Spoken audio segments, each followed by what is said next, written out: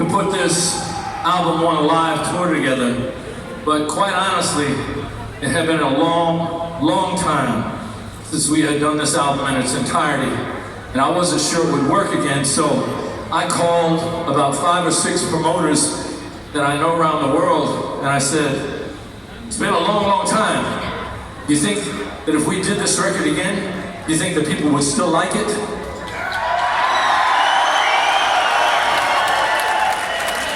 Well, that's what they said too. They said it's going to be great, it's going to be perfect, everybody's going to love it, and everybody was really good until I got to the last guy, and he says, okay, so you're going to do this record in its entirety, right? And I said, yep.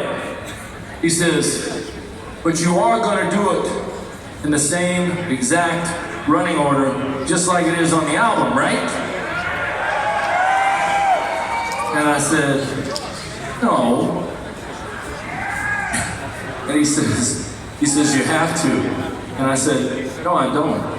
He says, yeah, you do. I said, no, I don't. Yeah, you do. No, I don't. Yeah, I do. This goes on for 10 minutes.